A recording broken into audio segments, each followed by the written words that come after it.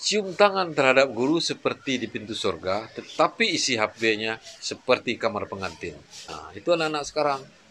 Papa mamanya luar biasa, tapi mencium tangan guru seperti di pintu surga. Secara personal ada yang telak belakang. Di dalam HP-nya yang tidak bisa dibaca orang, itu seperti dalam kamar pengantin, tetapi di depan umum, apalagi terhadap guru, santunnya bukan main.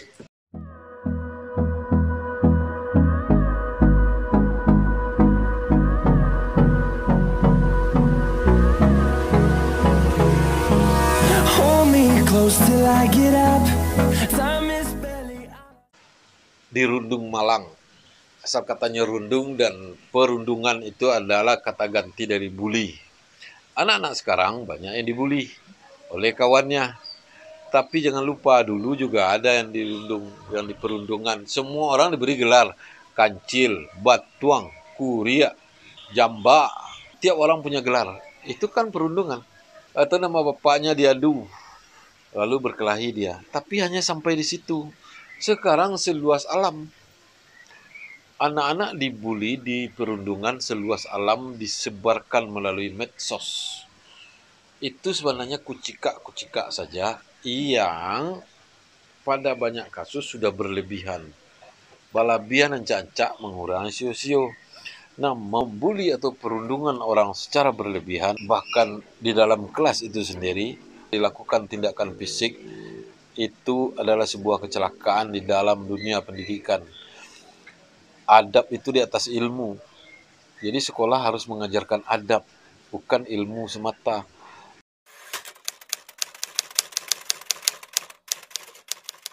Nah, sekolah itu tiap anak punya identitas diri. Identitas dia. Kadang-kadang di banyak rumah tangga, tidak di seluruh rumah tangga, anak kehilangan identitas. Jadi kendalikan oleh orang tuanya sehingga dia tidak bisa ngapa-ngapain. Nah, dia bisa ngapa-ngapain di sekolah. Sukuatinya bisa di sekolah. Dia mau bercarut, mau meninju kawannya, mau menendang kawannya, mau pacaran, mau berkelahi, mau merusak, mau tawuran. Ada anak-anak yang sama nasibnya, sama bebannya, dia bersatu. Kemudian setelah bersatu, dia dipilih orang yang paling menonjol untuk menjadi ketuanya, namanya geng. Geng itu kemudian bersatu, lalu ada geng lain, lalu berkelahi. Geng-geng ini adalah cerminan dari masalah perkembangan jiwa anak yang tidak terkontrol karena ilmu tentang itu tidak ada. Jangankan itu, ilmu jiwa suami istri, soal mata, soal hati aja tidak ketahui.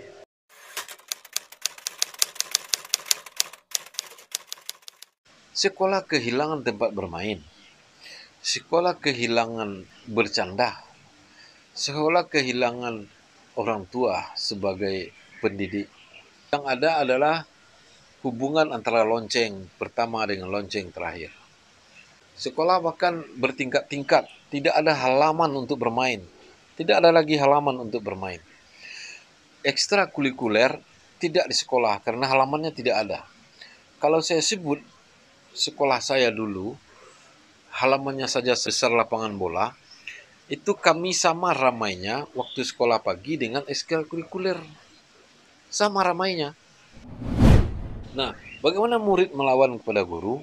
Itu tadi, guru tidak kuat bekalnya, anak-anak tidak kuat bekalnya. Berkelahilah di sekolah. Tawuran adalah salah satu contoh luapan emosi anak yang antara lain sebabnya, ini antara lain bukan satu-satunya, kepala anak ditukar dengan kepala orang tua. Maksudnya begini, waang IPA yolah sekolah, dan lesan kemase.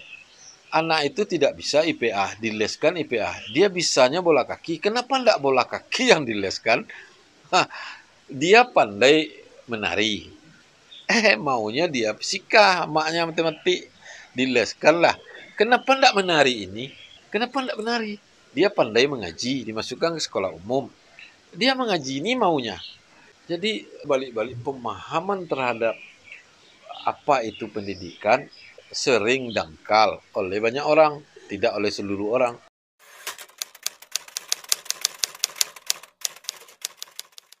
Ada 3 hal yang mempengaruhi anak di dalam kelas sebenarnya. Pertama, masyarakat, kedua orang tua, ketiga sekolah itu sendiri.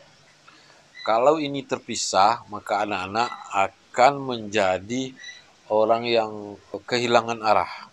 Yang benar adalah dia, hal-hal kucika, lawak dan humor dijadikan bully orang, tindakan fisik, itu kan melukai kemanusiaan. Apa salahnya itu? Salahnya pendidikan kita yang 3 paket ini yang salah. Jangan hanya mengandalkan anak ke sekolah, karena di rumah adalah juga sekolah. Jangan hanya mengandalkan rumah dan sekolah, karena masyarakat juga adalah sekolah. Kalau masyarakat apatis, inilah seperti jadinya. Jadi anak-anak di sekolah itu mencontoh perangai awak di masyarakat bah, dan tawuran bercakap kepanjangan situ. Ya, contoh di film segala macam, dan itu pelampiasan jiwa remajanya, gejolak remajanya. Itu yang harus dikendalikan. Pengendalinya adalah ilmu agama, psikologi, dan moral, dan ini tidak ada gurunya. Kita kan sibuk mengajarkan mata pelajaran ilmu-ilmu murni. Tanggung jawab diserahkan di sekolah kepada guru BP. Kalau anak berkelahi dipanggil oleh guru BP.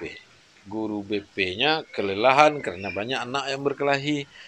Itu tanggung jawab bersama. Pelajaran moral dan etika ada pada setiap mata pelajaran kalau mau menyelipkannya.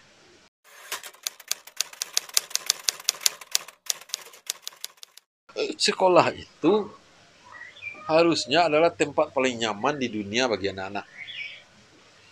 Tapi sekarang yang tempat paling nyaman adalah di kamarnya dengan HP di tangan.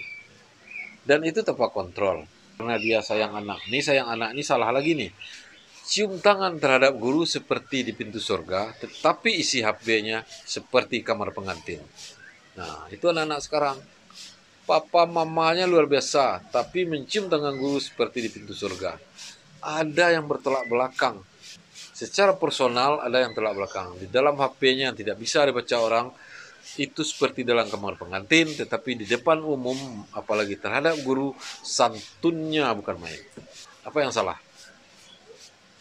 Jadi seperti 2 kepribadian. Apakah kita mau menyalahkan teknologi? Ini HP ini yang salah. Tidak ada HP yang salah, tidak ada TV yang salah, tidak ada internet yang salah. Yang salah adalah mendalami jiwa anak. Jiwa anak-anak hari ini tidak bisa didalami oleh orang tua dan sekolah, karena sekolah juga tidak peduli dengan psikologi perkembangan, tidak peduli dengan psikologi pendidikan. Orang tua spesialisasinya bukan itu juga. Nah, jadi yang kurang apa? Pemahaman terhadap perkembangan jiwa dan fisik anak. Ilmu jiwa ini penting dipelajari, sehingga orang tahu bagaimana seseorang bisa marah. Apa itu emosi? Kenapa orang menangis? Kenapa laki-laki mukanya datar? Kenapa perempuan itu cerewet? Padahal dia tidak cerewet. Ini ada pada ilmu jiwa dan ilmu kedokteran yang bisa kita lihat di medsos-medsos hari ini, di vlog-vlog kalau mau. Nah, jadi komplikasi dunia pendidikan kita hari ini memang harus diurai. Dan Mas Menteri mudah-mudahan bisa mengurai.